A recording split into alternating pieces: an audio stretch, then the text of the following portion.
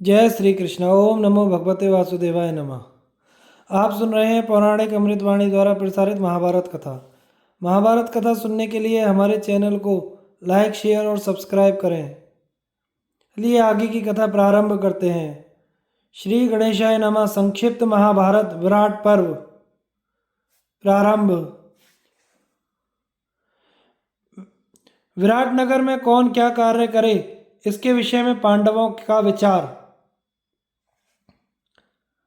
नारायणं नमस्कृत्य नरं चैव नरोत्तमं देवीं सरस्वतीं व्यासं ततो जय मुदीरयेत्। अंतर्यामी नारायण स्वरूप भगवान श्री कृष्ण, उनके सखा नररत्न अर्जुन, उनकी लीला प्रकट करने वाली भगवती सरस्वती और उसके वक्ता भगवान व्यास को नमस्कार करके आसुरी संपत्तियों का नाश करके अंतःकरण पर विजय प्राप्त कराने वाले महाभारत ग्रंथ का पाठ करना चाहिए। जन्मजी ने पूछा, ब्राह्मण, मेरे प्रति मेरे प्रपितामहों ने दुर्योधन के भय से कष्ट उठाते हुए विराट नगर में अपने अज्ञातवास का समय किस प्रकार पूरा किया तथा दुख पर दुख उठाने वाली पतिव्रता द्रौपदी भी वहां कैसे छिपकर रह सकी। वैशंपायन जी कहते हैं, राजन, तुम्हारे प्रपितामहों ने वहां जिस प्रकार अज्ञातवास किया था सो बताता हूँ, सुनो। यक्ष से वरदान पाने के अनंतर एक दिन धर्मपुत्र राजा युधिष्ठिर ने अपने सब भाइयों को पास बुलाकर इस प्रकार कहा, राज्य से बाहर होकर वन में रहते हुए हम लोगों को 12 वर्ष बीत गए। अब यह 13वां वर्ष लग रहा है। इसमें बड़े कष्ट से कठिनाइयों का सामना करते हुए गुप्त रूप से रहना होगा। अर्जुन, तुम अपनी रुचि के अनुसार कोई अच्छा सा निवास स्थान बताओ जहाँ हम लोग चलकर 1 वर्ष रहें और शत्रुओं को इसकी कानो कान खबर ना हो। अर्जुन बोले, महाराज, इसमें तनिक भी संदेह नहीं कि धर्मराज के दिए हुए वर के प्रभाव से हमें कोई भी मनुष्य पहचान नहीं सकता। अतः हम लोग स्वच्छंदता पूर्वक इस पृथ्वी पर विचरते रहेंगे। तो भी मैं आपसे निवास करने योग्य कुछ रमणीय एवं गुप्त राष्ट्रों के नाम बताता हूँ। कुरु देश के आसपास बहुत से सुरम्य प्रदेश हैं जहाँ बहुत अन्न होता है। उनके नाम ये हैं, पंचाल, चेदी, मत्स्य, शूरसेन, पटच्चर, दशाण, नवराष्ट्र, मल्ल, शाल्व, युगंधर, कुंती राष्ट्र, सुराष्ट्र और अवंती। इनमें से किसी भी देश को आप निवास के लिए पसंद कर लें, उसी में हम सब लोग इस वर्ष रहेंगे। युधिष्ठिर ने कहा, तुम्हारे बताए हुए देशों में से मत्स्य देश का राजा विराट बहुत बलवान है और पांडु वंश पर प्रेम भी रखता है। साथ ही वह उदार, धर्मात्मा और वृद्ध भी है। इसलिए विराट नगर में ही हम 1 वर्ष तक निवास करें और राजा का कुछ काम करते रहें। किंतु अब तुम लोग यह बताओ कि मत्स्य देश में रहते हुए हम राजा विराट के किन किन कामों को कर सकते हैं।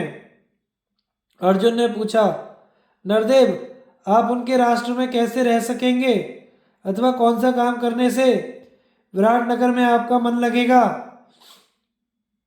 युधिष्ठिर बोले, मैं पासा खेलने की विद्या जानता हूँ और वह खेल मुझे पसंद भी है। इसलिए मैं कंक नामक ब्राह्मण बनकर राजा के पास जाऊंगा और उनकी राजसभा का एक सभासद बना रहूंगा। मेरा काम होगा राजा, मंत्री तथा राजा के संबंधियों को पासा खिलाकर प्रसन्न रखना। भीमसेन, अब तुम बताओ, तुम कौन सा काम करने से विराट के यहाँ प्रसन्नता पूर्वक रह सकोगे। भीम ने कहा, मैं रसोई बनाने के काम में चतुर हूँ, अतः बल्लभ नामक रसोइया बनकर राजा के दरबार में उपस्थित होऊंगा। युधिष्ठिर बोले, अच्छा अर्जुन, तुम क्या करोगे। अर्जुन, मैं हाथों में शंख, हाथी दांत और चूड़ियां पहनकर सर पर चोटी गूंथ लूंगा। अपने को नपुंसक घोषित कर बृहन्नला का नाम बताऊंगा। मेरा काम होगा राजा विराट के अंतःपुर की स्त्रियों को संगीत और नृत्य कला की शिक्षा देना, साथ ही उन्हें कई प्रकार के बाजे बजाना भी सिखाऊंगा। इस तरह नर्तकी के रूप में मैं अपने को छिपाए रहूंगा। युधिष्ठिर, भाई नकुल, अब तुम अपनी बात बताओ। राजा विराट के यहाँ तुम कौन सा कार्य संपन्न कर सकोगे? नकुल, मुझे अश्वविद्या की विशेष जानकारी है। घोड़ों को चाल सिखलाना, उनकी रक्षा और पालन करना तथा उनके रोगों की चिकित्सा करना, इन सब कार्यों में मैं विशेष कुशल हूँ। अतः राजा के यहाँ जाकर मैं अपना नाम ग्रंथी बताऊंगा और उनका अश्वपाल बनकर रहूंगा। अब युधिष्ठिर ने सहदेव से पूछा, भैया राजा के पास जाकर तुम किस प्रकार अपना परिचय दोगे और कौन सा काम करके अपने स्वरूप को गुप्त रख सकोगे? सहदेव, मैं राजा विराट की गौओं की संभाल रखूंगा। कितनी ही उद्यत गौ क्यों ना हो, मैं उसे काबू में कर लेता हूँ। गौओं को धोने और परीक्षा करने में भी कुशल हूँ। गौओं के जो लक्षण या चरित्र मंगलमय होते हैं उनका भी मुझे अच्छा ज्ञान है। मैं उन शुभ लक्षणों वाले बैलों को भी जानता हूँ जिनके मूत्र को सूंघ लेने मात्र से बांझ स्त्री भी गर्भ धारण कर सकती है। इसलिए मैं गौओं की सेवा करूंगा। मेरा नाम होगा तंतीपाल। मुझे कोई पहचान नहीं सकता, अतः मैं अपने कार्य से राजा को प्रसन्न कर लूंगा।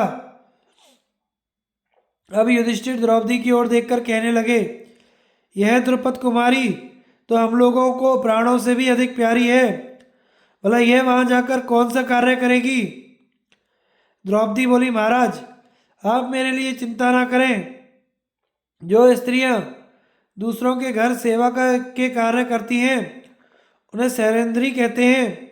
अतः मैं सैरेंद्री कहकर अपना परिचय दूंगी। केशों के श्रृंगार का कार्य मैं अच्छी तरह जानती हूँ। पूछने पर बताऊंगी कि मैं द्रौपदी की दासी थी। मैं स्वतः ही अपने को छिपा कर रखूंगी। इसके अलावा विराट की रानी सुदेशना भी मेरी रक्षा करेंगी। अतः आप मेरी ओर से निश्चिंत रहें। धौम्य का युधिष्ठिर को राजा के यहाँ रहने का ढंग बताना। वैशंपायन जी कहते हैं, द्रौपदी सहित सब भाइयों की बातें सुनकर राजा युधिष्ठिर ने कहा, विधाता के निश्चय के अनुसार जो जो कार्य तुम लोग करने वाले हो सो तुम सबने सुना दिए। मुझे भी अपनी बुद्धि के अनुसार जो उचित जान पड़ा वह अपना कर्तव्य बताया। अब पुरोहित धौम्य मुनि सेवकों और रसोइयों के साथ राजा द्रुपद के घर जाकर रहें और हमारे अग्निहोत्र की रक्षा करें। इंद्रसेन आदि सारथी सेवकगण खाली रथ लेकर द्वारका चले जाएं तथा ये सब स्त्रियां और द्रौपदी की दासियां रसोइयों और नौकरों सहित पंचाल को लौट जाएं। किसी के पूछने पर सबको यही बताना कि हमें पांडवों का पता नहीं है। वे हमको द्वैत वन में ही छोड़कर ना जाने कहाँ चले गए। इस प्रकार परस्पर निश्चय करके पांडवों ने धौम्य मुनि से सलाह ली। धौम्य ने उनके समक्ष अपना विचार इस प्रकार रखा, पांडवों, तुमने ब्राह्मण, सुहृदय, सेवक, वाहन, अस्त्र शस्त्र और अग्नि आदि के संबंध में जैसी व्यवस्था की है वह सब ठीक है। अब मैं तुम्हें यह बता देना चाहता हूँ कि राजा के घर में रहकर कैसा बर्ताव करना चाहिए। राजा से मिलना हो तो पहले द्वारपाल से मिलकर उनकी आज्ञा मंगा लेनी चाहिए। राजाओं पर पूर्ण विश्वास कभी नहीं करना चाहिए। अपने लिए वही आसन पसंद करे जिस पर कोई दूसरा बैठने वाला ना हो। समझदार मनुष्य को कभी राजा की रानियों से मेलजोल नहीं बढ़ाना चाहिए।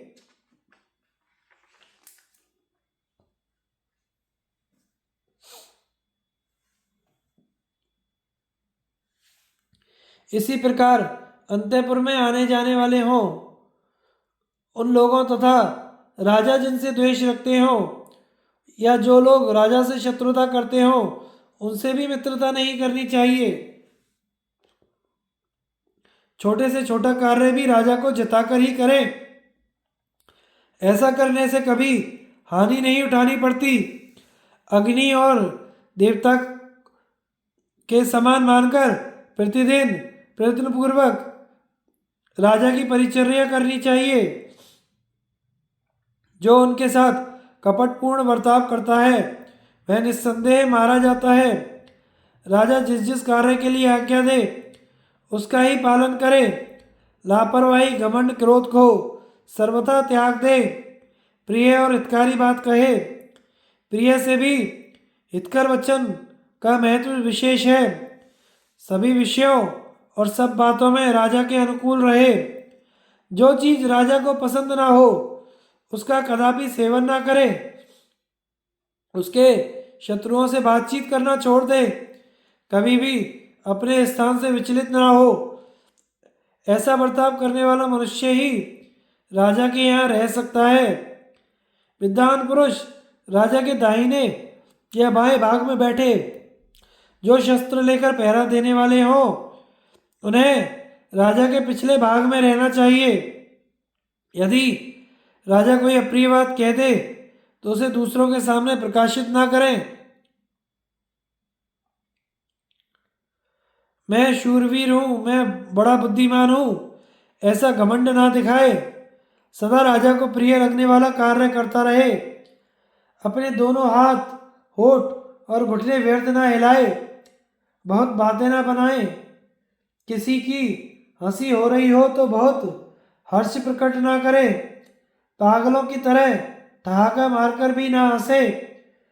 जो किसी वस्तु के मिलने पर खुशी के मारे फूल नहीं उठता, अपमान हो जाने पर बहुत दुखी नहीं होता और अपने काम में सदा सावधान रहता है, वही राजा के यहाँ टिक सकता है। यदि कोई मंत्री पहले राजा का कृपा पात्र रहा हो और पीछे अकारण ही उसे दंड भोगना पड़े तो भी वह उसकी निंदा नहीं करता, तो फिर उसे संपत्ति प्राप्त हो जाती है।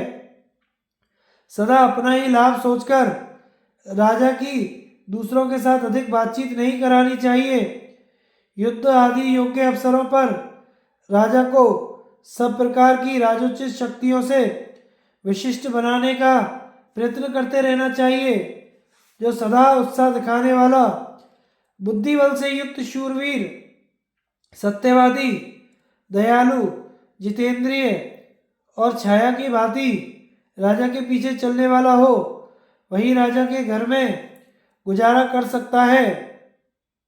जब दूसरे को काम के लिए भेजा जा रहा हो उस समय स्वयं ही उठकर आगे आ जाए और पूछे, मेरे लिए क्या आज्ञा है, वही राजभवन में टिक सकता है।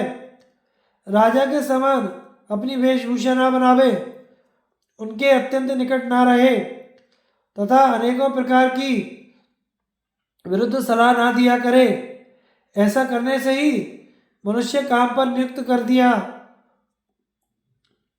करने पर ही मनुष्य राजा का प्रिय हो सकता है।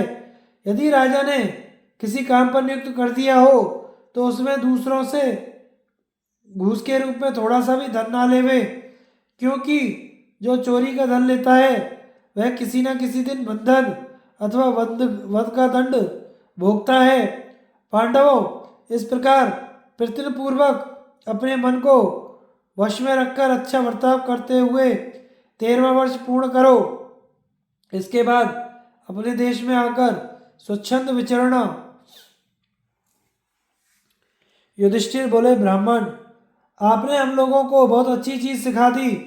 हम माता कुंती और महाबुद्धिमान विदुर जी को छोड़कर दूसरा कोई नहीं है जो ऐसी बात बता सके।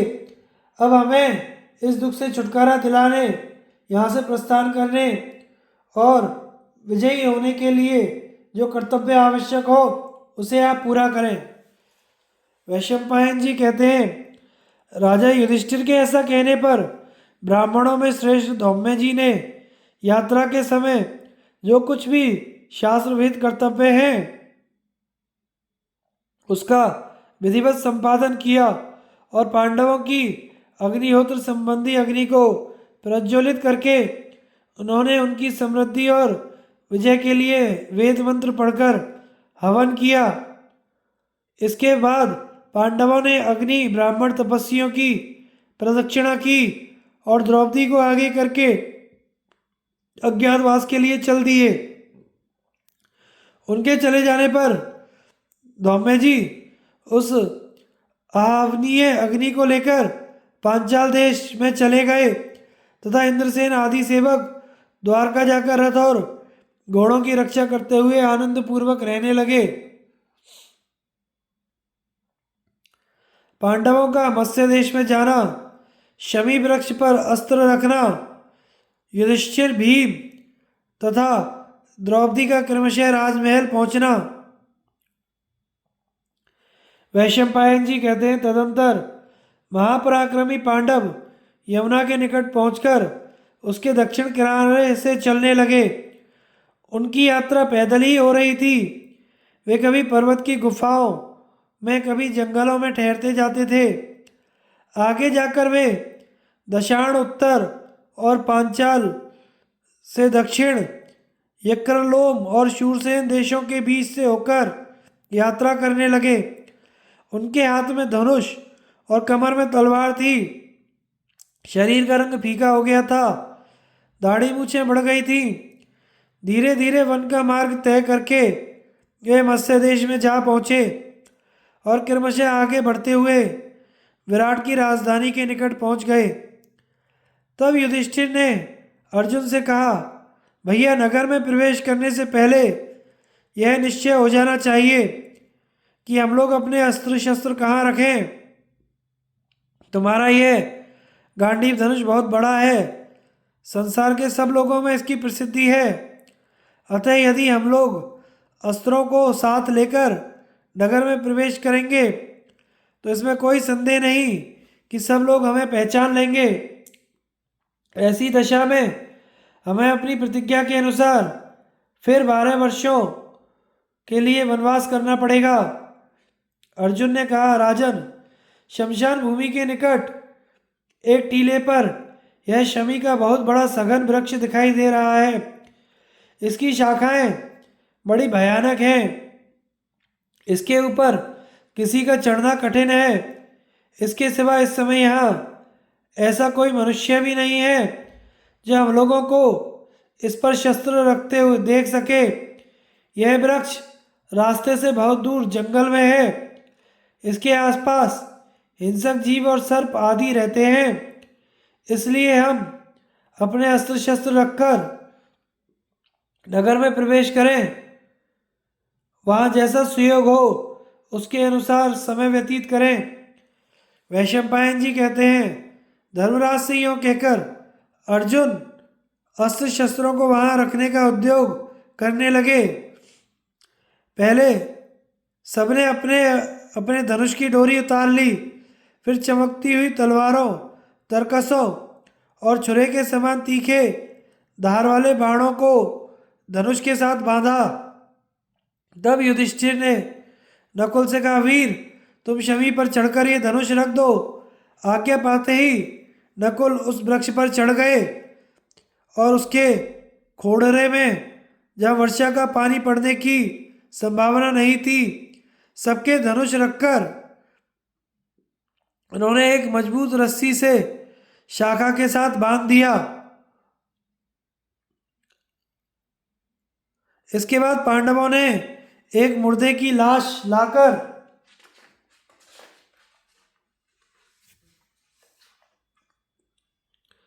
उसे वृक्ष पर लटका दिया, जिससे उसकी दुर्गंध के कारण कोई मनुष्य वृक्ष के निकट ना आ सके। यह सब प्रबंध करके युधिष्ठिर ने पांचों भाइयों का एक गुप्त नाम रखा, जो क्रमशः इस प्रकार है: जय, जयंत, विजय, जयसेन, जयद्वाल। फिर अपनी प्रतिज्ञा के अनुसार अज्ञातवास करने के लिए उन्होंने विराट के बहुत बड़े नगर में प्रवेश किया। नगर में प्रवेश करते समय महाराज युधिष्ठिर ने भाइयों के साथ मिलकर त्रिभुवनेश्वरी दुर्गा का स्तवन किया। देवी प्रसन्न हो गईं। उन्होंने प्रकट होकर विजय तथा राज्य प्राप्ति का वरदान दिया और यह भी कहा कि विराट नगर में कोई भी तुम्हें पहचान नहीं सकेगा। तदनंतर वे राजा विराट की सभा में गए। राजा विराट राजसभा में बैठे थे। सबसे पहले युधिष्ठिर उनके दरबार में पहुंचे। वे एक वस्त्र में पासे बांधकर ले गए थे। वहां पहुंचकर उन्होंने राजा से निवेदन किया, सम्राट, मैं एक ब्राह्मण हूँ, मेरा सर्वस्व लुट गया है, इसलिए मैं आपके यहाँ जीविका के लिए आया हूँ। आपकी इच्छा के अनुसार सब कार्य करते हुए आपके निकट रहने की इच्छा करता हूँ। राजा ने बड़ी प्रसन्नता के साथ उनका स्वागत किया और उनकी प्रार्थना स्वीकार कर ली। फिर प्रेम पूर्वक पूछा, ब्राह्मण देवता, मैं ये जानना चाहता हूँ कि तुमने किस राजा के राज्य से यहाँ पधारने का कष्ट किया है और तुम्हारा नाम और गोत्र क्या है तथा तुम कौन सी कला जानते हो। युधिष्ठिर बोले, राजन, मैं व्याघ्रपाल गोत्र में उत्पन्न हुआ हूँ। मेरा नाम है कंक। पहले मैं राजा युधिष्ठिर के साथ रहता था। जुआ खेलने वालों में पासा फेंकने की कला का मुझे विशेष ज्ञान है। विराट ने कहा, कंक, मैंने तुम्हें अपना मित्र बनाया। जैसी सवारी में चलता हूँ वैसी ही तुम्हें भी मिलेगी। पहनने के वस्त्र, भोजन पान आदि का प्रबंध भी पर्याप्त मात्रा में रहेगा। बाहर के राज्य, कोष और सेना आदि तथा भीतर के धन दारा आदि की देखभाल तुम पर छोड़ता हूँ। तुम्हारे लिए राजमहल के फाटक सदा खुले रहेंगे। तुमसे कोई पर्दा नहीं रखा जाएगा। जो लोग जीविका के बिना कष्ट पाते हों और तुम्हारे पास आकर याचना करें, उनकी प्रार्थना तुम हर समय मुझको सुना सकते हो। तुम्हें विश्वास दिलाता हूँ, उन याचकों की सभी कामनाएं मैं पूर्ण करूँगा। तुम मुझसे कुछ भी कहते समय भय या संकोच ना करना। राजा से इस प्रकार बातचीत करके युधिष्ठिर बड़े सम्मान के साथ वहां सुखपूर्वक रहने लगे। उनका गुप्त रहस्य किसी पर भी प्रकट ना हुआ। तदंतर सिंह किसी मस्त चाल से चलते हुए भीमसेन राजा के दरबार में उपस्थित हुए। उनके हाथ में चमचा, करछी और साग काटने के लिए एक लोहे का काला छुरा था। वेश तो रसोइये का था, पर उनके शरीर से तेज निकल रहा था। उन्होंने आते ही कहा, राजन, मेरा नाम बल्लभ है। मैं रसोइये का काम जानता हूँ और मुझे बहुत अच्छा भोजन बनाना आता है। आप इस काम के लिए मुझे रख लें। विराट ने कहा, बल्लभ, मुझे विश्वास नहीं होता कि तुम रसोइये हो। तुम तो इंद्र के समान तेजस्वी और पराक्रमी दिखाई देते हो। भीमसेन बोले, महाराज, विश्वास कीजिए, मैं रसोइया हूँ और आपकी सेवा करने आया हूँ। राजा युधिष्ठिर ने भी मेरे बनाए हुए भोजन का स्वाद लिया है। इसके सिवा, जैसा आपने कहा, मैं पराक्रमी भी हूँ। बल में मेरे समान दूसरा कोई नहीं है। पहलवानी में भी मेरी बराबरी कोई नहीं कर सकता। मैं सिंहों और हाथियों से युद्ध करके आपको प्रसन्न किया करूँगा। विराट ने कहा, अच्छा भैया, तुम अपने को भोजन बनाने में कुशल बताते हो तो यही काम करो। यद्यपि मैं यह काम तुम्हारे योग्य नहीं समझता, तथापि तुम्हारी इच्छा देखकर स्वीकार कर रहा हूँ। तुम मेरी पाकशाला के प्रधान अधिकारी रहो। जो लोग पहले से उसमें काम कर रहे हैं, मैं तुम्हें उन सब का स्वामी बनाता हूँ। इस प्रकार भीमसेन राजा विराट की पाकशाला के प्रधान रसोइये हुए। उन्हें कोई पहचान ना सका। राजा के वे बड़े ही प्रिय हो गए। इसके बाद द्रौपदी सहरिंद्री सा वेश बनाए दुखिया की तरह नगर में भटकने लगी। उस समय राजा विराट की रानी सुदेशना अपने महल से नगर की शोभा देख रही थी। उनकी दृष्टि द्रौपदी पर पड़ी। वह एक वस्त्र धारण किए अनाथा सी जान पड़ती थी। रूप तो उसका अद्भुत था ही। रानी ने उसे अपने पास बुलाकर कहा, कल्याणी, तुम कौन हो और क्या करना चाहती हो? द्रौपदी ने कहा, महारानी, मैं सैरंध्री हूँ और अपने योग्य काम चाहती हूँ। जो मुझे नियुक्त करेगा मैं उसका कार्य करूँगी। सुदेशना बोली, भामिनी, तुम्हारी जैसी रूपवती स्त्रियां सैरंध्री नहीं हुआ करती। तुम तो बहुत से दास दासियों की स्वामिनी जान पड़ती हो। बड़ी बड़ी आंखें, लाल लाल लाल होठ, शंख के समान गला, नस और नाड़ियां मांस से ढकी हुई, पूर्ण चंद्रमा के समान मनोहर मुखमंडल, यह तुम्हारा सुंदर रूप जिससे लक्ष्मी सी जान पड़ती हो। अतः सच सच बताओ, तुम कौन हो? यक्ष या देवता तो नहीं हो, अथवा तुम कोई अप्सरा, देवकन्या, नागकन्या, चंद्रपत्नी, रोहिणी या इंद्राणी तो नहीं हो, अथवा ब्रह्मा या प्रजापति की देवियों में से कोई हो? द्रौपदी बोली, रानी, मैं सच कहती हूँ, देवता या गंधर्वी नहीं हूँ, सेवा का काम करने वाली सैरेंद्री हूँ। बालों को सुंदर बनाना और गूंथना जानती हूँ। चंदन या अंगराग भी बहुत अच्छा तैयार करती हूँ। मल्लिका, उत्पल, कमल, चंपा आदि फूलों के बहुत सुंदर एवं विचित्र हार गूंथ सकती हूँ। आज से पहले मैं महारानी द्रौपदी की सेवा में रह चुकी हूँ। जहाँ तहाँ घूम फिरकर सेवा करती रहती हूँ तथा भोजन और वस्त्र के सिवा कुछ नहीं लेती। वह भी जितना मिल जाए उतने से ही संतोष कर लेती हूँ। सुदेशना ने कहा, यदि राजा तुम पर मोहित ना हो तो मैं तुम्हें अपने सिर पर रख सकती हूँ, किंतु मुझे संदेह है कि राजा तुम्हें देखते ही संपूर्ण चित्त से तुम्हें चाहने लगेंगे। द्रौपदी बोली, महारानी, राजा विराट अथवा कोई भी परपुरुष मुझे प्राप्त नहीं कर सकता। 5 तरुण गंधर्व मेरे पति हैं, जो सदा मेरी रक्षा करते रहते हैं। जो मुझे अपनी जूठन नहीं देता, मुझसे पैर नहीं धुलवाता, उसके ऊपर मेरे पति गंधर्व लोग प्रसन्न रहते हैं। परंतु जो मुझे अन्य साधारण स्त्रियों के समान समझकर बलपूर्वक प्राप्त करना चाहता है, उसको उसी रात में शरीर त्याग करना पड़ता है। मेरे पति उसे मार डालते हैं। अतः कोई भी पुरुष मुझे सदाचार से विचलित नहीं कर सकता। सुदेशना ने कहा, नंदिनी, यदि ऐसी कोई बात है तो मैं तुम्हें अपने महल में रखूंगी। तुम्हें पैर या जूठन नहीं छूने पड़ेंगे। विराट की रानी ने जब इस प्रकार आश्वासन दिया तब पातिव्रत धर्म का पालन करने वाली सती द्रौपदी वहां रहने लगी। उसे भी कोई पहचान ना सका।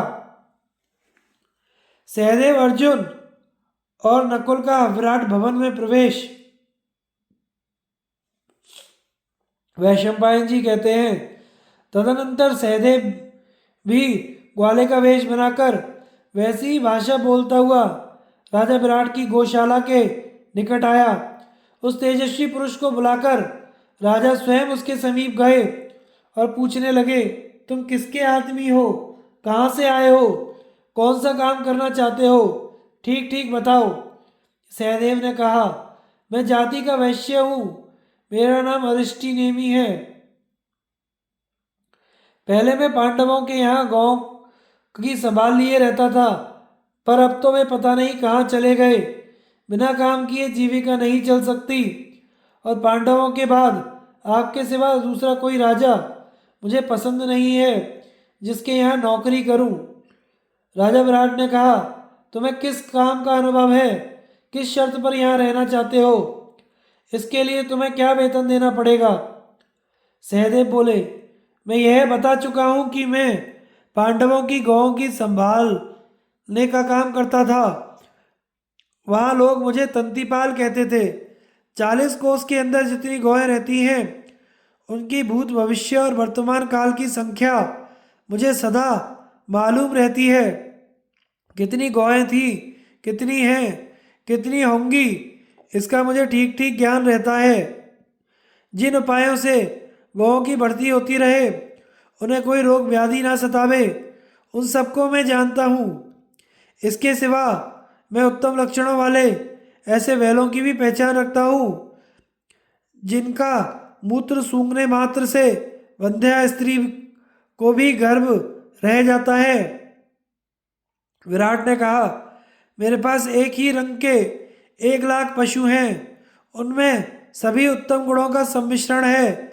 आज से तुम उन पशुओं और उनके रक्षकों को मैं तुम्हारे अधिकार में सौंपता हूँ। मेरे पशु अब तुम्हारे ही अधीन रहेंगे। इस प्रकार राजा से परिचय करके सहदेव वहां सुख से रहने लगे। उन्हें भी कोई पहचान ना सका। राजा ने उनके भरण पोषण का उचित प्रबंध कर दिया। तदंतर वहां एक बहुत सुंदर पुरुष दिख पड़ा, जो स्त्रियों के समान आभूषण पहने हुए था। उसके कानों में कुंडल, हाथों में शंख तथा सोने की चूड़ियां थी। उसके लंबे लंबे केश खुले हुए थे, भुजाएं बड़ी बड़ी और हाथी के समान मस्तानी चाल थी। मानो वह अपने एक पग से पृथ्वी को कपाता चलता था। वह वीरवर अर्जुन था। राजा विराट की सभा में पहुंचकर उसने अपना इस प्रकार परिचय दिया, महाराज, मैं नपुंसक हूँ, मेरा नाम ब्रह्मला है। मैं नाचता गाता और बाजे बजाता हूँ। नृत्य और संगीत की कला में बहुत प्रवीण हूँ। आप मुझे उत्तरा को इस कला की शिक्षा देने के लिए रख लें। मैं महारानी के यहाँ नाचने का काम करूँगा। विराट ने कहा, ब्रह्मले, तुम्हारे जैसे पुरुष से तो यह काम लेना मुझे उचित नहीं जान पड़ता, तथापि मैं तुम्हारी प्रार्थना स्वीकार करता हूँ। तुम मेरी बेटी उत्तरा तथा राज परिवार की अन्य कला कन्याओं को नृत्य कला की शिक्षा दिया करो। यह कहकर मत्स्य नरेश ने ब्रह्मला की संगीत, नृत्य और बाजा बजाने की कलाओं में परीक्षा की। इसके बाद अपने मंत्रियों से यह सलाह ली कि इसे अंतःपुर में रखना चाहिए या नहीं। फिर तरुणी स्त्रियों को भेजकर उसके नपुंसक पने की जांच कराई। जब सब तरह से उसका नपुंसक होना प्रमाणित हो गया, तब उसे कन्या के अंतःपुर में रहने की आज्ञा मिली। वहां रहकर अर्जुन उत्तरा और उसकी सखियों को तथा अन्य दासियों को भी गाने बजाने और नाचने की शिक्षा देने लगे। इससे वे उन सबके प्रिय हो गए। कपट वेश में कन्याओं के साथ रहते हुए भी अर्जुन सदा अपने मन को पूर्ण रूप से वश में रखते थे। इस प्रकार भीतर का कोई भी उन्हें पहचान ना सका। इसके बाद नकुल अश्वपाल का वेश धारण किए राजा विराट के यहाँ उपस्थित हुआ और राजभवन के पास इधर उधर घूम फिरकर घोड़े देखने लगा। फिर राज दरबार में आकर उसने कहा, महाराज, आपका कल्याण हो। मैं अश्वों को शिक्षा देने में निपुण हूँ और बड़े बड़े राजाओं के यहाँ आदर पा चुका हूँ। मेरी इच्छा है कि मैं आपके यहाँ घोड़ों की शिक्षा देने का काम करूं। विराट ने कहा, मैं तुम्हें रहने के लिए घर, सवारी और बहुत सा धन दूंगा। तुम हमारे यहाँ घोड़ों की शिक्षा देने का काम कर सकते हो, किंतु पहले यह तो बताओ तुम्हें अश्व संबंधी किस कला का ज्ञान है, साथ ही अपना परिचय भी दो। नकुल ने कहा, महाराज, मैं घोड़ों की जाति और स्वभाव पहचानता हूँ, उन्हें शिक्षा देकर सीधा कर सकता हूँ। दुष्ट घोड़ों को ठीक करने का भी उपाय जानता हूँ। इसके सिवा घोड़ों की चिकित्सा का भी मुझे पूरा ज्ञान है। मेरी सिखाई हुई घोड़ी भी नहीं बिगड़ती, फिर घोड़ों की तो बात ही क्या है। मैं पहले राजा युधिष्ठिर के यहाँ काम करता था। वहाँ वे तथा दूसरे लोग मुझे ग्रंथी के नाम से पुकारते थे। विराट बोले, मेरे यहाँ जितने घोड़े और वाहन हैं, उन सबको मैं आज से तुम्हारे अधीन करता हूँ। घोड़े जोतने वाले पुराने सारथी लोग भी तुम्हारे अधिकार में रहेंगे। तुमसे मिलकर आज मुझे उतनी ही प्रसन्नता हुई है जितनी राजा युधिष्ठिर के दर्शन से होती थी। इस प्रकार राजा विराट से सम्मानित होकर नकुल वहां रहने लगे। नगर में घूमते समय भी उस सुंदर युवक को कोई पहचान नहीं पाता था, जिनके दर्शन मात्र से ही पापों का नाश हो जाता था। वे समुद्र पर्यंत पृथ्वी के स्वामी पांडव लोग इस तरह अपनी प्रतिज्ञा के अनुसार अज्ञातवास की अवधि पूरी करने लगे। भीमसेन के हाथ से जीमूत नामक मल्ल का वध। राजा जन्मेजय ने पूछा, ब्राह्मण, इस प्रकार जब पांडव लोग विराट नगर में छिपकर रहने लगे, उसके बाद उन्होंने क्या किया? वैशंपायन जी बोले, राजन, पांडवों ने वहां छिपे रहकर राजा विराट को प्रसन्न रखते हुए जो कुछ कार्य किया उसे सुनो। पांडवों को धृतराष्ट्र के पुत्रों से सदा शंका बनी रहती थी, इसलिए वे द्रौपदी की देखरेख रखते हुए भी बहुत छिपकर रहते थे, मानो पुनः माता के गर्भ में निवास कर रहे हों। इस प्रकार जब 3 महीने बीत गए और चौथे महीने का आरंभ हुआ, उस समय मत्स्य देश में ब्रह्म महोत्सव का बहुत बड़ा समारोह हुआ। उसमें सभी दिशाओं से हजारों पहलवान जुटे थे। वे सबके सब बड़े बलवान थे और राजा उनका विशेष सम्मान किया करते थे। उनके कंधे, कमर और ग्रीवा सिंह के समान थे। शरीर का रंग गोरा था। राजा के निकट उन्होंने अनेकों बार अखाड़े में विजय प्राप्त की थी। उन सब पहलवानों में भी एक सबसे बड़ा था। उसका नाम था जीमूत। उसने अखाड़े में उतरकर एक एक करके सबको लड़ने के लिए बुलाया, परंतु उसे कूदते और पैंतरे बदलते देख किसी को भी उसके पास जाने की हिम्मत नहीं होती थी। जब सभी पहलवान उत्साहहीन और उदास हो गए, तब मत्स्य नरेश ने अपने रसोइयों को उसके साथ भिड़ने की आज्ञा दी। राजा का सम्मान रखने के लिए भीमसेन ने सिंह के समान धीमी चाल से चलकर रंगभूमि में प्रवेश किया। फिर उन्हें लंगोट कसते देख वहां की जनता ने हर्ष ध्वनि की। भीमसेन ने युद्ध के लिए तैयार होकर वृत्रासुर के समान विख्यात पराक्रमी जिमूत को ललकारा। दोनों ही में लड़ने का उत्साह था। दोनों ही भयानक पराक्रम दिखाने वाले थे और दोनों के ही शरीर 60 वर्ष के मतवाले हाथी के समान ऊंचे और हष्टपुष्ट थे। पहले उन दोनों ने एक दूसरे से बाहें मिलाई, फिर वे परस्पर जय की इच्छा से खूब उत्साह से युद्ध करने लगे। जैसे पर्वत और वज्र टकराने से घोर शब्द होता है, उसी प्रकार उनके पारस्परिक आघात से भयानक चटचट शब्द होता था। एक दूसरे का कोई अंग जोर से दबाता तो दूसरा उसे छुड़ा लेता। दोनों अपने हाथों से मुट्ठी बांध परस्पर प्रहार करते। दोनों के शरीर से गुथ जाते, फिर धक्के देकर एक दूसरे को दूर हटा देते। कभी एक दूसरे को पटक कर जमीन पर रगड़ता तो दूसरा नीचे से कुलांच कर ऊपर वाले को दूर फेंक देता। दोनों को बलपूर्वक पीछे हटाते और मुक्कों से छाती पर चोट करते।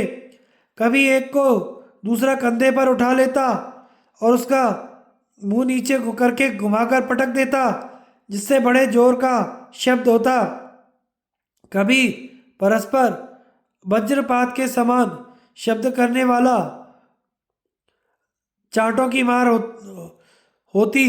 कभी हाथ की अंगुली फैलाकर एक दूसरे को थप्पड़ मारते, कभी नखों से बकोटते, कभी पैरों में उलझाकर एक दूसरे को गिरा देते, कभी घुटने सिर से टक्कर मारते, जिससे बिजली गिरने के समान शब्द होता। कभी प्रतिपक्षी को गोद में घसीट लाते, कभी खेल में ही उसे सामने खींच लेते, कभी दाएं बाएं पैंतरे बदलते, कभी एक बार की पीछे ढकेल कर पटक देते। इस प्रकार दोनों को अपनी ओर खींचते और घुटनों से प्रहार करते। केवल बाहुबल, शरीर बल और प्राण बल से ही उन वीरों का भयंकर युद्ध होता रहा। किसी ने भी शस्त्र का उपयोग नहीं किया। तदंतर जैसे सिंह हाथी को पकड़ लेता है, उसी प्रकार भीमसेन ने उछलकर जीमूत को दोनों हाथों से पकड़ लिया और उसे उठाकर घुमाना आरंभ किया। उनका यह पराक्रम देखकर सभी पहलवानों और मत्स्य देश के दर्शकों को बड़ा आश्चर्य हुआ। भीम ने उसे 100 बार घुमाया, जिससे वह शिथिल और बेहोश हो गया। इसके बाद उन्होंने उसे पृथ्वी पर पटककर उसका कचूमर निकाल दिया। इस प्रकार भीम के हाथ से उस जगत प्रसिद्ध पहलवान के मारे जाने से राजा विराट को बड़ी खुशी हुई। इस तरह अखाड़े में बहुत से पहलवानों को मारकर भीमसेन राजा विराट के स्नेह भाजन बन गए थे। उन्होंने जब उन्हें युद्ध करने के लिए अपने समान कोई पुरुष नहीं मिलता तो हाथियों और सिंहों से लड़ा करते थे। अर्जुन भी अपने नाचने गाने की कला से राजा तथा उनके अंतःपुर की स्त्रियों को प्रसन्न रखते थे। इसी प्रकार नकुल भी अपने द्वारा सिखलाए हुए वेग से चलने वाले घोड़ों की तरह तरह की चालें दिखाकर मत्स्य नरेश को संतुष्ट करते थे। सहदेव के सिखाए हुए बैलों को देखकर भी राजा बड़े प्रसन्न रहते। इस प्रकार सभी पांडव वहां छिपे रहकर राजा विराट का कार्य करते थे। द्रौपदी पर कीचक की आसक्ति और उसके द्वारा द्रौपदी का अपमान। वैशंपायन जी कहते हैं, राजन, पांडवों के मत्स्य नरेश की राजधानी में रहते हुए 10 महीने बीत गए। यज्ञसेन कुमारी द्रौपदी, जो स्वयं स्वामिनी की भांति सेवा के योग्य थी, रानी सुदेशना की शुश्रूषा करती हुई बड़े कष्ट से समय व्यतीत करती थी। जब वर्ष पूरा होने में कुछ समय बाकी रह गया, तब की बात है। एक दिन राजा विराट के सेनापति महाबली कीचक की दृष्टि उस द्रौपदी पर पड़ी, जो राजमहल में देव कन्या के समान विचर रही थी। यह कीचक राजा विराट का साला था। वह शैलेंद्री को देखते ही काम बाण से पीड़ित होकर उसे चाहने लगा। कामना की आग में जलता हुआ कीचक अपनी बहन रानी सुदेशना के पास गया और हंस हंस कर कहने लगा, सुदेशने, यह सुंदरी जो मुझे अपने रूप से उन्मत्त बना रही है, पहले तो कभी इस महल में नहीं देखी गई। देवांगना के समान यह मन को मोह लेती है। बताओ, यह कौन है, किसकी स्त्री है और कहाँ से आई है? मेरा चित्त इसके अधीन हो चुका है। अब इसकी प्राप्ति के सिवा दूसरी कोई औषधि नहीं है जो मेरे हृदय को शांति दे सके। अहो, बड़े आश्चर्य की बात है ये कि यह तुम्हारे यहाँ दासी का काम कर रही है। यह कार्य कदापि इसके योग्य नहीं है। मैं तो इसे अपनी तथा अपने सर्वस्व की स्वामिनी बनाना चाहता हूँ। इस प्रकार रानी सुदेशना से कहकर कीचक राजकुमारी द्रौपदी के पास आकर बोला, कल्याणी, तुम कौन हो, किसकी कन्या हो, कहाँ से आई हो, ये सब बातें मुझे बताओ। तुम्हारा यह सुंदर रूप, यह दिव्य छवि, सुकुमारता संसार में सबसे बढ़कर है, और यह उज्ज्वल मुख तो अपनी कमनीय कांति से चंद्रमा को भी लज्जित कर रही है। तुम जैसी मनोहारिणी स्त्री इस पृथ्वी पर मैंने आज से पहले कभी नहीं देखी। सुमुखी, बताओ तो, तुम कमलों में वास करने वाली लक्ष्मी हो या साकार विभूति, लज्जा, श्री, कीर्ति, कांति, इन देवियों में से तुम कौन हो? यह स्थान तुम्हारे रहने लायक नहीं है। तुम सुख भोगने योग्य हो और यहाँ कष्ट उठा रही हो। मैं तुम्हें सर्वोत्तम सुख भोग समर्पण करना चाहता हूँ, स्वीकार करो। इसके बिना तुम्हारा यह रूप और सौंदर्य व्यर्थ जा रहा है। सुंदरी, यदि तुम आज्ञा दो तो मैं अपनी पहली स्त्रियों को त्याग दूं अथवा उन्हें तुम्हारी दासी बनाकर रखूं। मैं स्वयं भी सेवक के समान तुम्हारे अधीन रहूंगा। द्रौपदी ने कहा, मैं पराई स्त्री हूं, मुझसे ऐसा कहना उचित नहीं है। जगत के सभी प्राणी अपनी स्त्री से प्रेम करते हैं, तुम भी धर्म का विचार करके ऐसा ही करो। दूसरे की स्त्री की ओर कभी किसी प्रकार मन नहीं चलाना चाहिए। सत्पुरुषों का यह नियम होता है, वे अनुचित कर्मों को सर्वथा त्याग देते हैं। सहरंद्री की यह बात सुनकर कीचक बोला, सुंदरी, तुम मेरी प्रार्थना इस तरह मत ठुकराओ। मैं तुम्हारे लिए बड़ा कष्ट पा रहा हूँ। मुझे अस्वीकार करके तुम्हें बड़ा पछतावा होगा। इस संपूर्ण राज्य पर मेरा ही शासन है। मैं किसी को भी उजाड़ने बसाने की शक्ति रखता हूँ। शारीरिक बल में भी मेरे समान इस पृथ्वी पर कोई नहीं है। मैं अपना सारा राज्य तुम पर न्यौछावर कर रहा हूँ। पटरानी बनो और मेरे साथ सर्वोत्तम भोग भोगो। शैलेंद्री बोली, सूतपुत्र, तू इस प्रकार भोग के फंदे में पड़कर अपनी जान ना गंवा। याद रख, 5 गंधर्व मेरे पति हैं। वे बड़े भयानक हैं और सदा मेरी रक्षा करते रहते हैं। अतः इस कुत्सित विचार को त्याग दे, नहीं तो मेरे पति कुपित होकर तुम्हें मार डालेंगे।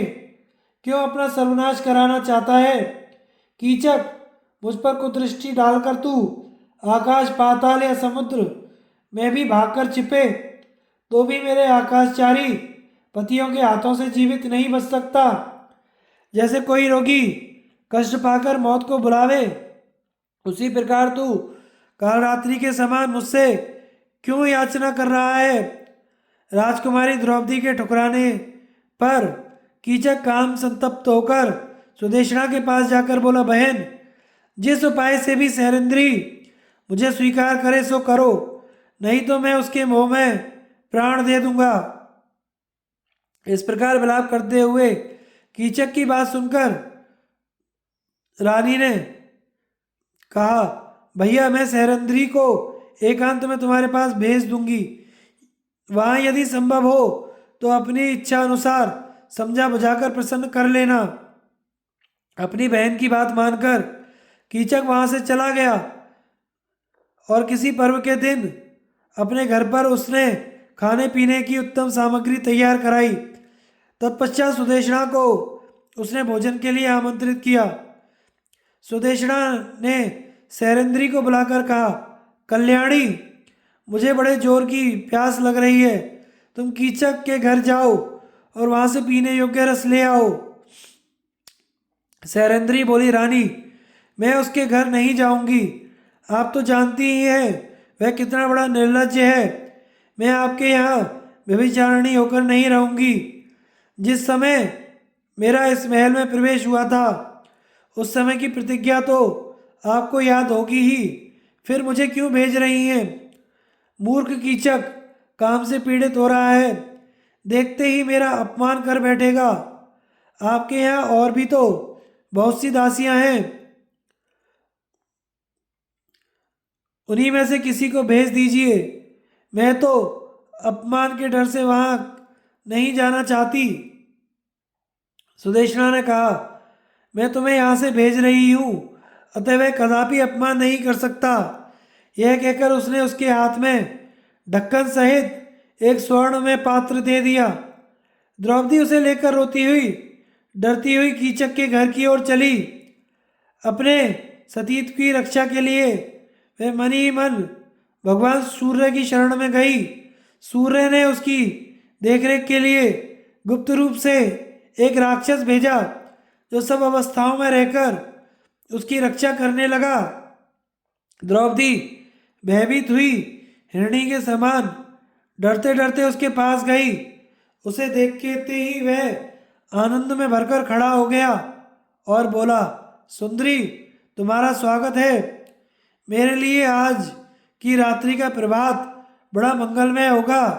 मेरी रानी, तुम मेरे घर आ गई, अब मेरा प्रिय काम करो। द्रौपदी बोली, मुझे महारानी सुदेशना ने तुम्हारे पास यह कहकर भेजा है कि शीघ्र ही जाकर पीने योग्य रस ले आओ, प्यास सता रही है।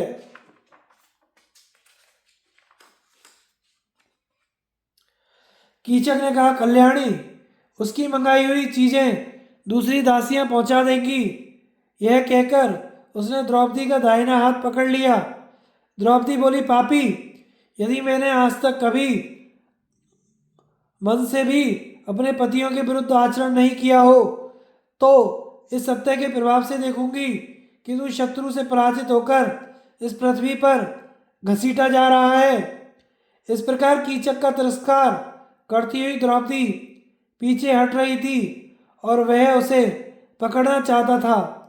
वह झटके देकर अपने को छुड़ाने का उद्योग कर ही रही थी कि कीचक ने सहसा झपटकर उसके दुपट्टे के छोर को पकड़ लिया। अब वह बड़े वेग से उसे काबू में लाने का प्रयत्न करने लगा।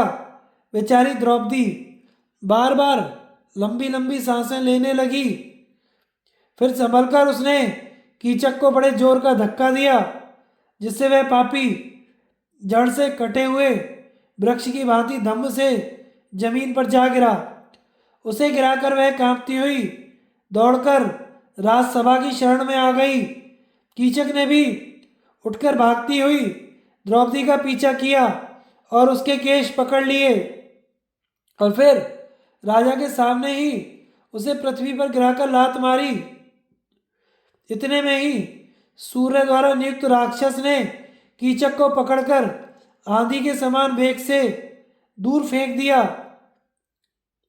कीचक का सारा शरीर कांप उठा और वह निश्चेष्ट होकर पृथ्वी पर गिर पड़ा। उस समय राजसभा में युधिष्ठिर और भीमसेन भी बैठे थे। उन्होंने द्रौपदी का वह अपमान अपनी आंखों से देखा। यह अन्याय उनसे सहा नहीं गया। दोनों भाई अमर्ष से भर गए। भीम तो उस दुरात्मा कीचक को मार डालने की इच्छा से क्रोध के मारे दांत पीसते हुए आगे बढ़ने लगे। उनकी आंखों के सामने धुआं छा गया, भौहें टेढ़ी हो गई और ललाट से पसीना निकलने लगा। वे क्रोध वेश में उठना ही चाहते थे कि युधिष्ठिर ने अपना गुप्त रहस्य प्रकट हो जाने के डर से अपने अंगूठे से दबाकर उन्हें रोक दिया। इतने में द्रौपदी सभा भवन के द्वार पर आ गई और मत्स्यराज को सुनाकर कहने लगी, मेरे पति संपूर्ण जगत को मार डालने की शक्ति रखते हैं, किंतु वे धर्म के पाश में बंधे हुए हैं। मैं उनकी सम्मानित धर्म पत्नी हूँ, तो भी आज एक सूत पुत्र ने मुझे लात मारी है, जो शरणार्थियों को सहारा देने वाले हैं और इस जगत में गुप्त रूप से विचरते रहते हैं। वे मेरे पति महारथी वीर आज कहाँ हैं? अत्यंत बलवान और तेजस्वी होते हुए भी वे अपनी इस प्रियतमा एवं पतिव्रता पत्नी को एक सूत के द्वारा अपमानित होते देख कैसे कायरों की भांति बर्दाश्त कर रहे हैं। यहाँ का राजा विराट भी धर्म को दूषित करने वाला है। इसने एक निरपराध स्त्री को अपने सामने मार खाते देखकर भी सहन कर लिया है। भला इसके रहते हुए मैं अपने इस अपमान का बदला क्यों कर ले सकती हूँ? यह राजा होकर भी कीचक के प्रति राजोचित न्याय नहीं कर रहा है। मत्स्यराज, तुम्हारा यह लुटेरों का सा धर्म इस राजसभा में शोभा नहीं देता। तुम्हारे निकट आकर भी कीचक के द्वारा मेरे प्रति जो व्यवहार हुआ है वह कभी भी उचित नहीं कहा जा सकता। सभासद लोग भी इस सूतपुत्र के अत्याचार पर विचार करें। वह स्वयं तो पापी है ही, इस मत्स्य नरेश को भी धर्म का ज्ञान नहीं है। साथ ही ये सभासद भी धर्म को नहीं जानते, तभी तो धर्म को ना जानने वाले इस राजा की सेवा करते हैं। इस प्रकार आंखों में आंसू भरे द्रौपदी बहुत सी बातें कहकर राजा विराट को उलाहना दिया। फिर सभासदों के पूछने पर उसने कलह का कारण बताया। इस रहस्य को जानकर सभी सदस्यों ने द्रौपदी के सत्साहस की प्रशंसा की और कीचक को बारंबार धिक्कारते हुए कहा, यह साध्वी जिस पुरुष की धर्मपत्नी है उसे जीवन में बहुत बड़ा लाभ मिला है। मनुष्य जाति में तो ऐसी स्त्री का मिलना कठिन ही है। हम तो इसे मानवी नहीं देवी मानते हैं। इस प्रकार जब सभासद लोग द्रौपदी की प्रशंसा कर रहे थे, युधिष्ठिर ने उससे कहा, शैलेंद्री अब यहाँ खड़ी ना हो, रानी सुदेशना के महल में चली जा। तेरे पति गंधर्व अभी अवसर नहीं देखते, इसलिए नहीं आ रहे। वे अवश्य ही तेरा प्रिय कार्य करेंगे और जिसने तुम्हें कष्ट दिया है उसे नष्ट कर डालेंगे। द्रौपदी चली गई। उसके बाल खुले हुए थे और क्रोध से आंखें लाल हो रही थी। रानी सुदेशना ने उसे रोते हुए और आंसू बहाते हुए देखकर पूछा, कल्याणी तुम्हें किसने मारा है? क्यों रो रही हो? किसके भाग्य से आज सुख उठ गया जिसने तुम्हारा अप्रिय किया है? द्रौपदी ने कहा, आज राज दरबार में राजा के सामने ही कीचक ने मुझे मारा है। सुदेशना बोली, सुंदरी कीचक काम से मतवाला होकर बारंबार तुम्हारा अपमान कर रहा है। तुम्हारी राय हो तो मैं आज ही उसे मरवा डालूं। द्रौपदी ने कहा, वह जिनका अपराध कर रहा है वे ही लोग उसका वध करेंगे। अब वह अवश्य ही यमलोक की यात्रा करेगा। द्रौपदी और भीमसेन की बातचीत। वैशंपायन जी कहते हैं, सेनापति कीचक ने जब से लात मारी तभी से यशस्विनी राजकुमारी द्रौपदी उसके वध की बात सोचा करती थी। इस कार्य की सिद्धि के लिए उसने भीमसेन का स्मरण किया और रात्रि के समय अपनी शैया से उठकर उनके भवन में गई। उस समय उसके मन में अपमान का बहुत बड़ा दुख था। पाकशाला में प्रवेश करते ही उसने कहा, भीमसेन उठो उठो, मेरा वह शत्रु महापापी सेनापति मुझे लात मारकर अभी भी जीवित है, तो भी तुम यहाँ निश्चित होकर कैसे सो रहे हो? द्रौपदी के जगाने पर भीमसेन अपने पलंग पर उठकर बैठ गए और उससे बोले, प्रिय ऐसी क्या आवश्यकता आ पड़ी कि तुम उतावली सी होकर मेरे पास चली आई? देखता हूँ तुम्हारे शरीर का रंग अस्वाभाविक हो गया है। तुम दुर्बल और उदास हो रही हो। क्या कारण है? पूरी बात बताओ जिससे मैं सब कुछ जान सकूं। द्रौपदी ने कहा, मेरा दुख क्या तुमसे छिपा है? सब कुछ जानकर भी क्यों पूछते हो? क्या उस दिन की बात भूल गए जब कि प्रतिकामी मुझे दासी कहकर भरी सभा में घसीट ले गया था? उस अपमान की आग में मैं सदा ही जलती रहती हूँ। संसार में मेरे सिवा कौन सी दूसरी राजकन्या है जो ऐसा दुख भोग कर भी जीवित हो? वनवास के समय दुरात्मा जयद्रथ ने मेरा स्पर्श किया, वह मेरे लिए दूसरा अपमान था, पर उसे भी सहना ही पड़ा। अब की बार पुनः यहाँ के धूर्त राजा विराट की आंखों के सामने उस दिन कीचक के द्वारा अपमानित हुई। इस प्रकार बारंबार अपमान का दुख भोगने वाली मेरे जैसी कौन स्त्री अपने प्राण धारण कर सकती है? ऐसे अनेकों कष्ट सहती रहती हूँ, पर तुम भी मेरी सुध नहीं लेते। अब मेरे जीने से क्या लाभ? यहाँ कीचक नाम का एक सेनापति है जो नाते में राजा विराट का साला होता है। वह बड़ा ही दुष्ट है। प्रतिदिन शैलेंद्री के वेश में मुझे राजमहल में देखकर कहता है, तुम मेरी स्त्री हो जाओ। रोज रोज उसके पापपूर्ण प्रस्ताव सुनते सुनते मेरा हृदय विदीर्ण हो रहा है। इधर धर्मात्मा युधिष्ठिर को जब अपनी जीविका के लिए दूसरे राजा की उपासना करते देखती हूँ तो बड़ा दुख होता है। जब पाकशाला में भोजन तैयार होने पर तुम विराट की सेवा में उपस्थित होते और अपने को बल्लभ नामधारी रसोइया बताते हो, उस समय मेरे मन में बड़ी वेदना होती है। यह तरुण वीर अर्जुन, जो अकेले ही रथ में बैठकर देवताओं और मनुष्यों पर विजय पा चुका है, वह विराट की कन्याओं को नाचना सिखा रहा है। धर्म में, शूरता में और सत्य भाषण में जो संपूर्ण जगत के लिए एक आदर्श था, उसी अर्जुन को स्त्री विद्वेष में देखकर मेरे हृदय में कितनी व्यथा हो रही है। तुम्हारे ये छोटे भाई सहदेव को जब मैं गौों के साथ ग्वाले के वेश में आते देखती हूँ, मेरे शरीर का रक्त सूख जाता है। मुझे याद है जब वन को आने लगी, उस समय माता कुंती ने रोकर कहा था, पांचाली, सहदेव मुझे बड़ा प्यारा है, यह मधुर भाषी है, धर्मात्मा तथा अपने सब भाइयों का आदर करने वाला है, किंतु बड़ा संकोची है। तुम इसे अपने हाथ से भोजन कराना, इसे कष्ट ना होने पाए। यह कहते कहते उन्होंने सहदेव को छाती से लगा लिया था। आज उसी सहदेव को देखती हूँ, रात दिन गौों की सेवा में जुटा रहता है, रात को बछड़ों के चमड़े बिछाकर सोता है। यह सब दुख देखकर मैं किस लिए जीवित हूँ? समय का फेर तो देखो। जो सुंदर रूप, अस्त्र विद्या और मेरा शक्ति, इन तीनों से सदा संपन्न रहता है, वह नकुल आज विराट के घर घोड़ों की सेवा करता है। उनकी सेवा में उपस्थित होकर घोड़ों की चालें दिखाता है। क्या यह सब देखकर भी मैं सुख से रह सकती हूँ? राजा युधिष्ठिर को जुए का व्यसन है, उसी के कारण मुझे इस राजभवन में सैरंद्री के रूप में रहकर रानी सुदेशना की सेवा करनी पड़ती है।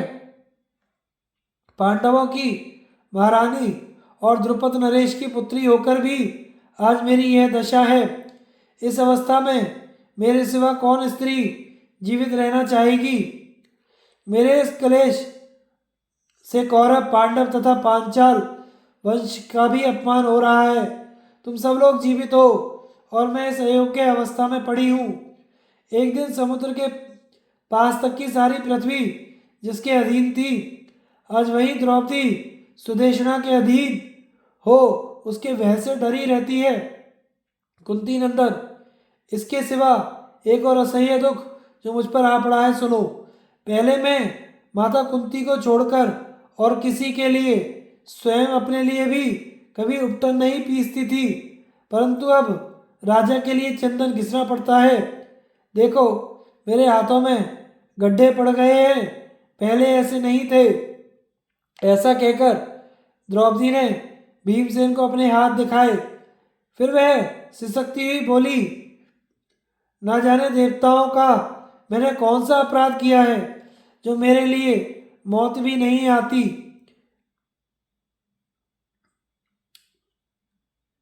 भीम ने उसके पतले पतले हाथों को पकड़कर देखा, सचमुच काले काले दाग पड़ गए थे। उन हाथों को अपने मुख पर लगाकर वे क्लेश से पीड़ित होकर भीमसेन कहने लगे, कृष्ण, मेरे बाहुबल को धिक्कार है, अर्जुन के गांडीव को भी धिक्कार है, जो तुम्हारे लाल लाल कोमल हाथ आज काले पड़ गए। उस दिन सभा में मैं विराट का सर्वनाश कर डालता, अथवा ऐश्वर्य के मद से उन्मत्त हुए कीचक का मस्तक पैरों से कुचल डालता, किंतु धर्मराज ने रुकावट डाल दी और उन्होंने कनखियों से देखकर मुझे मना कर दिया।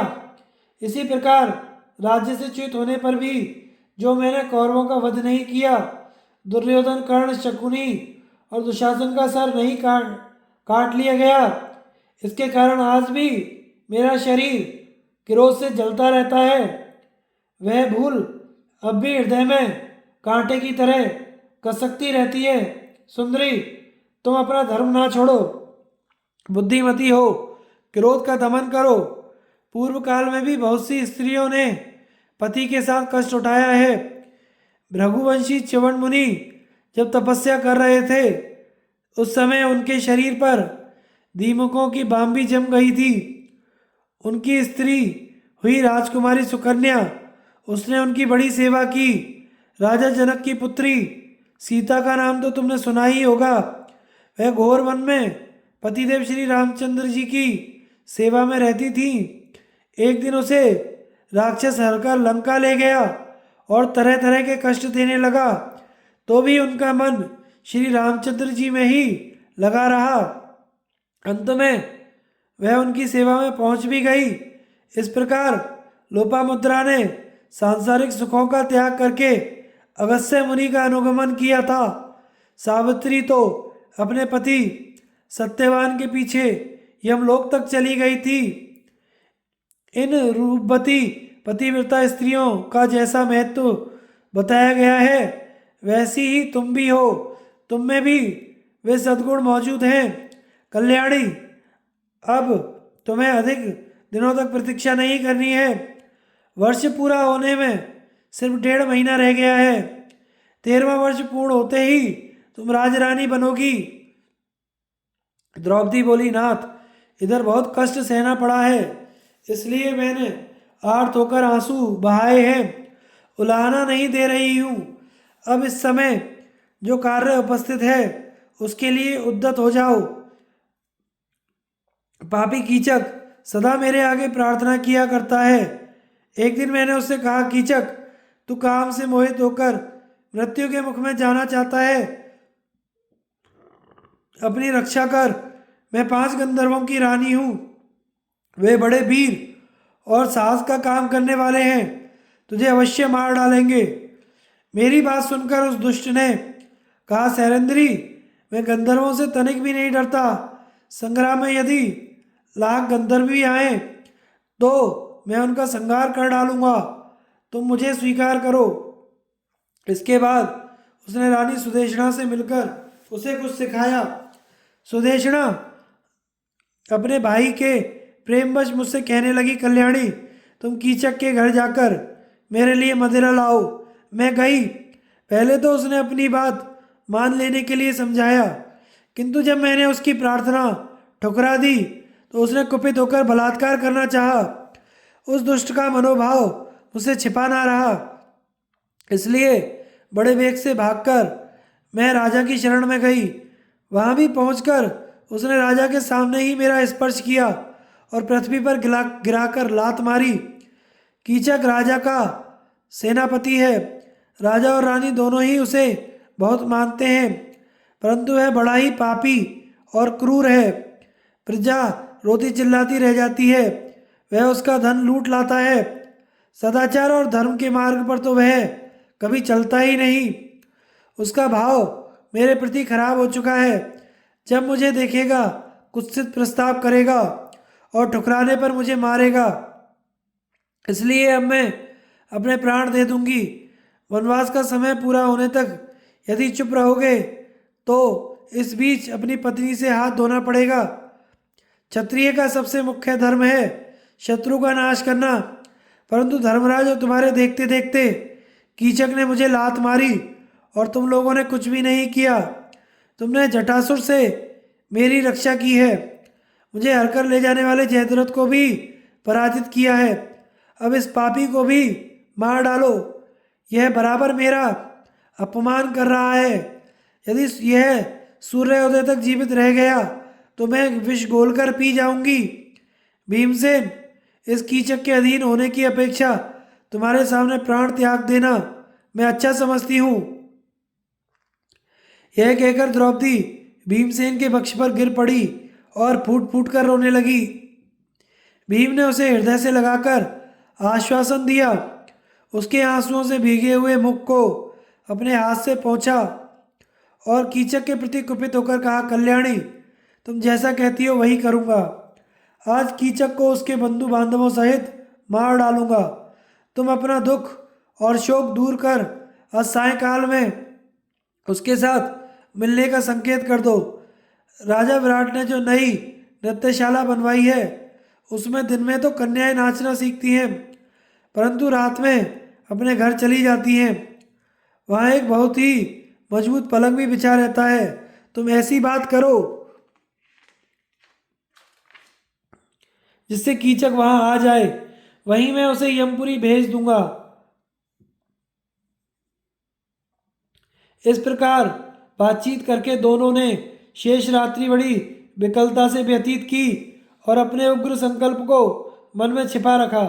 सवेरा होने पर कीचक पुनः राजमहल में गया और द्रौपदी कहने लगी, सैरंध्री, सभा में राजा के सामने गिराकर मैंने लात लगा दी, देखा मेरा प्रभाव। अब तुम मुझ जैसा बलवान वीर के हाथों में पड़ चुकी हो, कोई तुम्हें बचा नहीं सकता। विराट तो कहने मात्र के लिए ही मत्स्य देश का राजा है, वास्तव में तो मैं ही यहाँ का सेनापति और स्वामी हूँ। तुम्हारी भलाई इसी में है, तुम खुशी खुशी मुझे स्वीकार कर लो, फिर तो मैं तुम्हारा दास हो जाऊंगा। द्रौपदी बोली, कीचक, यदि ऐसी बात है तो मेरी एक शर्त स्वीकार करो। हम दोनों के मिलन की बात तुम्हारे भाई और मित्र भी ना जानने पावे। कीचक ने कहा, सुंदरी, तुम जैसा कह रही हो वही हो करूँगा। द्रौपदी बोली, राजा ने जो नृत्यशाला बनवाई है वह रात में सूनी रहती है, अतः अंधेरा हो जाने पर तुम वहीं आ जाना। इस प्रकार कीचक के साथ बात करते समय द्रौपदी को आधा दिन भी एक महीने के समान भारी मालूम हुआ।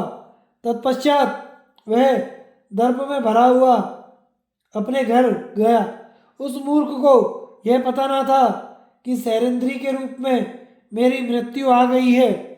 इधर द्रौपदी पाकशाला में जाकर अपने पति भीमसेन से मिली और बोली, परंतप, तुम्हारे कथनानुसार मैंने कीचक से नृत्यशाला में मिलने का संकेत कर दिया है। वह रात्रि के समय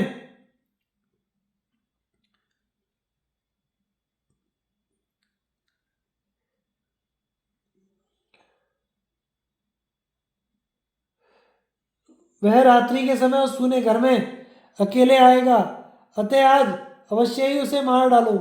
भीमसेन ने कहा, मैं धर्म, सत्य तथा भाइयों की शपथ खाकर कहता हूँ, इंद्र ने जिस प्रकार वृत्रासुर को मार डाला था उसी प्रकार मैं भी कीचक के प्राण ले लूंगा। यदि मत्स्य देश के लोग उसकी सहायता करने आएंगे तो उन्हें भी मार डालूंगा। इसके बाद दुर्योधन को मारकर पृथ्वी का राज्य प्राप्त करूंगा। द्रौपदी बोली, नाथ, तुम मेरे लिए सत्य का त्याग ना करना, अपने को छिपाए हुए ही कीचक को मार डालना। भीमसेन ने कहा, भीरू, तुम जो कुछ कहती हो वही करूंगा। आज कीचक को मैं उसके बंधुओं सहित नष्ट कर दूंगा। आगे की कथा हम अगले भाग में सुनेंगे। हमारे चैनल को लाइक, शेयर और सब्सक्राइब करें। धन्यवाद।